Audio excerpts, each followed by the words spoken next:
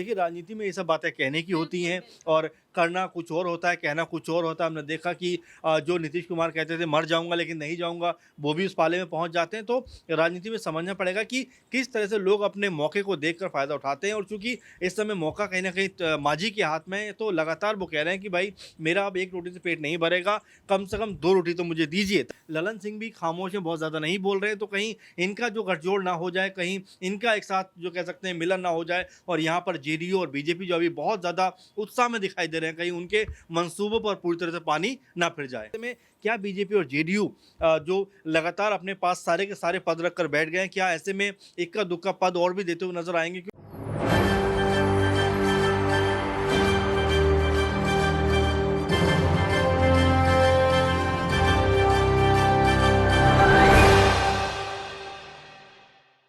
ये 17 महीने तो बस झांकी है। बिहार की असल तेजस्वी विकास गाथा तो अभी बाकी है। बिहार की ललकार अब चाहिए तेजस्वी की सरकार। ऐसा हम नहीं कह रहे, यहाँ बिहार की जनता लगातार इस चीज की मांग कर रही है कि बस अब हमें यहाँ पर तेजस्वी की सरकार चाहिए। नमस्कार, आप देख रहे हैं एसपीएन 9 न्यूज। एसपीएन 9 न्यूज में आपका स्वागत है और मैं हूं आपके साथ नेहा परिहार। बताते चले आपको कि बिहार में एक बार फिर एनडीए के साथ मिलकर नीतीश कुमार मुख्यमंत्री तो बन गए हैं। 9वीं बार मुख्यमंत्री बनने की शपथ भी उन्होंने ग्रहण यहाँ पर कर लिया। अगर बात की जाए तो कुछ वक्त पहले भी वो एनडीए के साथ थे और अब एक बार फिर एनडीए के साथ मिलकर अपनी सरकार बनाते नजर आए। लेकिन यहाँ पर जो बिहार के पूर्व उप मुख्यमंत्री रह चुके हैं तेजस्वी यादव लगातार यहाँ नीतीश कुमार के ऊपर हमले कर रहे हैं और उन्होंने यहाँ ये बात भी कह दी है कि इस बार नीतीश कुमार की सरकार एनडीए के साथ ज्यादा दिन तक नहीं चल पाएगी। आखिरकार बार बार तेजस्वी यादव इस बात को क्यों यहाँ पर दोहराते नजर आ रहे हैं? इसमें क्या बड़ा कारण है? क्या तेजस्वी यादव के पास ऐसा कुछ आगे का यहाँ कह सकते हैं बड़ा कदम वो उठाने वाले हैं जिससे कि यहाँ नीतीश की सरकार गिर सके? हालांकि आपको एक बार विस्तार पूर्वक यहाँ समझा दे कि बिहार की राजनीति में इस वक्त इतना ज्यादा भूचाल और शोर क्यों मचा हुआ है। बता दें आपको कि एनडीए के साथ यहाँ जेडीयू ने जो है गठबंधन कर लिया है और एनडीए के साथ जो तमाम राजनीतिक दल है वो नाराज है, जिसमें जीतन राम मांझी है, उपेंद्र कुशवाहा है और दूसरी तरफ अगर बात की जाए तो लल्लन सिंह है तो वो जेडीयू से। लेकिन 1 महीने पहले नीतीश कुमार ने अपनी पार्टी के अध्यक्ष पद से लल्लन सिंह को हटा दिया था, जिसके चलते उन्होंने यहाँ से इस्तीफा दिया और तब से वो अगर फ्रंट में ना कहे लेकिन हाँ इतना जरूर कह सकते हैं कि वो नाराज है नीतीश कुमार से। इसी को लेकर लगातार यहाँ ये कहा जा रहा है कि नीतीश की सरकार गिरेगी ही चाहे कुछ भी हो जाए। इसी मुद्दे पर आज हम चर्चा करेंगे। चर्चा के लिए हमारे खास सहयोगी यहाँ पर अमन जी मौजूद है। बहुत बहुत स्वागत है आपका अमन जी यहाँ पर। देखिए अमन जी, आपने देखा होगा कि जो हम पार्टी के अध्यक्ष हैं यहाँ पर जीतन राम मांझी इस वक्त बिहार में वो चर्चा में चल रहे हैं, लगातार आए दिन अपने बयान दे रहे हैं। आज ही के बयान की उनकी बात करूं, उन्होंने यहाँ पर ये बात रखी कि हमारा 1 रोटी से काम नहीं चलेगा, हमें 2 से 3 रोटी यहाँ पर चाहिए। यानी कि उनका सीधा सीधा रोटी का मतलब है मंत्रालयों से।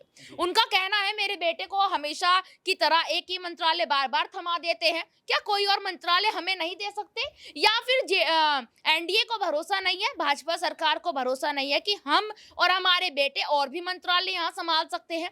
दूसरी तरफ उन्होंने यहाँ पर 2 से 3 मंत्रालयों की बात करी है। ये एक सवाल उठता है कि एक मंत्रालय, एक विधायक को तो यहाँ उनके मंत्रालय दे दिया, उनके बेटे को भी यहाँ दे दिया, उसके बाद से ये सियासी मायने यहाँ निकाले जा रहे हैं कि बाप बेटे के बीच में क्या यहाँ पर अनबन देखने को मिल सकती है क्या? देखिए, बिल्कुल बिहार की राजनीति इस समय एक अलग परिदृश्य में नज़र आ रही है क्योंकि लगातार यहाँ पर जो मांझी इस समय सबसे बड़े गेम चेंजर के रूप में देखे जा रहे हैं कि जिस तरफ भी अगर वो जाते हैं तो मान कर चलिए कि वहाँ की सरकार बनना तय है, क्योंकि नीतीश खेमे के अंदर भी कई ऐसे विधायक हैं जो उनसे नाराज़ हैं और चूँकि मामला बहुत ही ज़्यादा करीबी है, यानी कि अगर 126-27 के आसपास विधायक बीजेपी जेडीयू के पास हैं, तो ऐसे में अगर मांझी 4 विधायक लेकर अलग हो जाते हैं तो ये आंकड़ा 20-22 या 22-23 के आसपास आ जाता है। और ऐसे में जिस तरह गोपाल मंडल हो गए और इसके अलावा एक आध दो जो विधायक और भी ऐसे हैं जो नाराज होते हुए नजर आ रहे हैं, तो यहाँ पर जो नीतीश जेडीयू सरकार है वो पूरी तरह से गिरती हुई नजर आ जाएगी। बीजेपी जेडीयू का जो गठबंधन बना वो यहाँ पर खत्म होता हुआ नजर आएगा और यही बात बारंबार जेडीयू को और बीजेपी दोनों को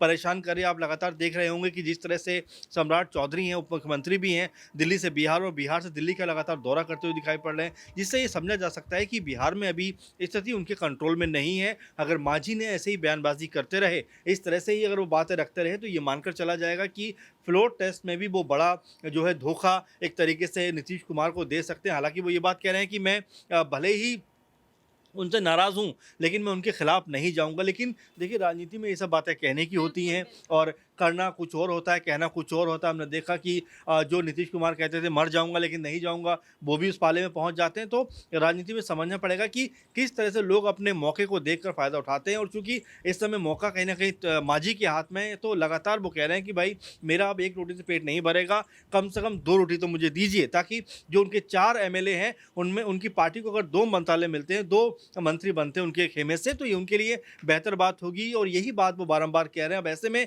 क्या बीजेपी और जेडीयू जो लगातार अपने पास सारे के सारे पद रखकर बैठ गए हैं, क्या ऐसे में इक्का-दुक्का पद और भी देते हुए नज़र आएँगे? क्योंकि इस समय उनके लिए मजबूरी है मांझी को सीएम बना जो मंत्री बनाना या उनके खेमे को या किसी एमएलए को मंत्री बनाना उनके लिए ज़रूरी है। तो ऐसे में आने वाले दिनों में हो सकता है आज या कल में ही इस तरह का प्रस्ताव सामने आ जाए कि हम मांझी के किसी एक जो कह सकते हैं कि एमएलए को मंत्री बनाने वाले हैं, तो कोई बड़ी हैरानी नहीं होगी क्योंकि लगातार मांझी बयानबाजी कर रहे हैं। और देखिए सिर्फ मांझी नहीं, चिराग पासवान भी बात कर रहे हैं कि भाई जो मांझी बात कह रहे हैं वो सही कह रहे हैं। मुकेश सहनी यहाँ तक कहते हैं, जो वीआईपी पार्टी के हैं कि अध्यक्ष हैं, कि भाई मांझी तो सीएम रह चुके हैं, तो आप उनको क्यों सीएम नहीं बनाना चाहते? तो एक के बाद एक जो गठबंधन के लोग हैं वो भी इसके ऊपर वार करते हुए नजर आ रहे हैं। तो ऐसे में जेडीयू और बीजेपी का जो गठबंधन है वो कहीं ना कहीं दबाव में है।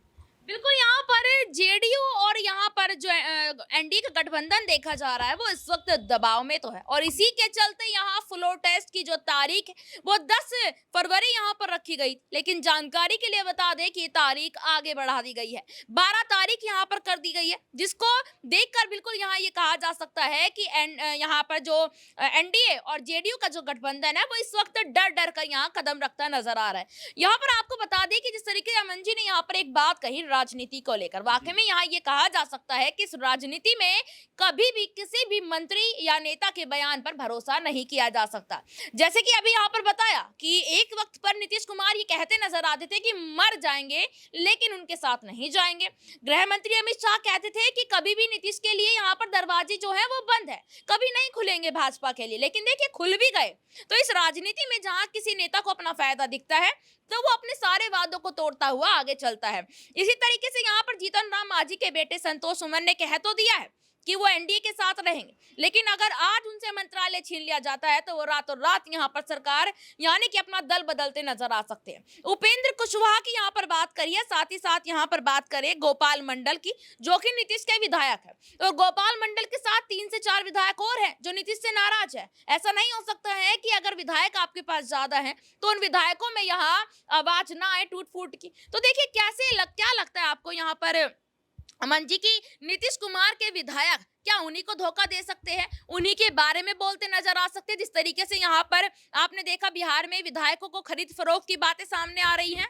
देखिए, बिल्कुल नीतीश कुमार का आप ज़िक्र कर रहे हो। देखिए, धोखा देना तो उन्होंने सिखाया अपने तमाम एमएलए को और तमाम जो नेता उनके हैं, क्योंकि लगातार वो जो कह सकते हैं कि पलटीबाज़ के नाम से माने जा रहे हैं कि कभी इस तरफ, कभी उस तरफ, और लगातार वो करते हुए इस तरह की चीज़ों को नज़र आते हैं। तो ऐसे में उनके जो विधायक हैं, हो सकता है वो भी कुछ ऐसा करते हुए नज़र आ जाएँ, क्योंकि नेहा जी हमने देखा कि गोपाल मंडल ने साफ कहा कि भाई जो 5 करोड़ रुपये हमें देगा तो हम उसको लेंगे, और चाहे ईडी कुछ कहे, चाहे सीबीआई कुछ कहे, हमें इससे फ़र्क नहीं पड़ता। तो क्या वो अपनी मंशा को बता रहे हैं, और क्या ऐसे और भी विधायक हैं जो लगातार इस तरह के बागी सुर दिखा सकते हैं? तो प्रॉब्लम की जड़ सबसे बड़ी ये है, क्योंकि आप देखिए मध्य प्रदेश में अगर बीजेपी के पास 160 से भी ज़्यादा विधायक हैं, ऐसे में अगर 2-4 विधायक यहाँ से वहाँ चले भी जाते हैं तो फ़र्क नहीं पड़ता। लेकिन अगर बिहार में इस समय बीजेपी और जेडीयू के साथ में जो विधायक इस समय मौजूद हैं, अगर उसमें से 10-5 विधायक यहाँ से वहाँ हो जाएँ तो सरकार भर-भरा कर नीचे गिर जाएगी। तो यही वजह है कि लगातार अपने जो विधायक हैं, तमाम जो नेता हैं, उनके ऊपर कंट्रोल करने के लिए लगातार पहरे दिए जा रहे हैं, लगातार उनके साथ में कम्युनिकेशन किया जा रहा है। क्योंकि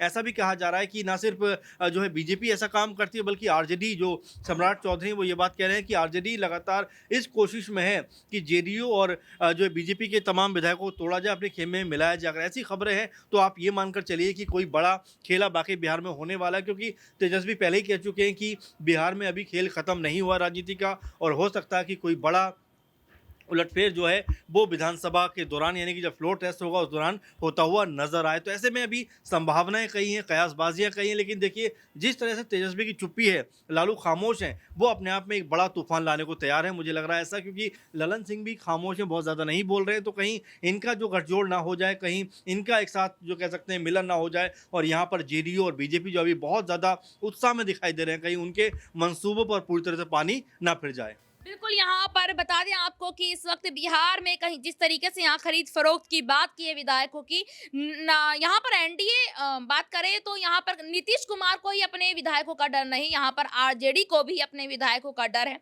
बता दें आपको कि यहाँ पर जो आरजेडी है, उन्होंने अपने विधायकों को वो कभी हैदराबाद भेज रहे हैं, कभी तेलंगाना भेज रहे हैं, तो कभी दिल्ली यहाँ पर भेज रहे हैं। हालाँकि अभी तक ये साफ नहीं हुआ कि वो किस वजह से और कहाँ यहाँ पर उनको भेजा गया है। लेकिन यहाँ अगर देखा जाए तो डर तो यहाँ नीतीश कुमार में भी नजर आ रहा है, और 12 तारीख एक अंतिम तारीख होगी नीतीश कुमार के लिए। क्या नीतीश कुमार को 12 तारीख को यहाँ पर जो फ्लोर टेस्ट होना है उसमें वो बहुमत यहाँ साबित कर पाएंगे या नहीं कर पाएंगे, ये एक बड़ा सवाल इस वक्त उठता नजर आ रहा है। क्या कहना है आपका इस रिपोर्ट पर? कमेंट बॉक्स में अपनी राय जरूर दें और देखते रहिएगा SPN9 न्यूज। धन्यवाद।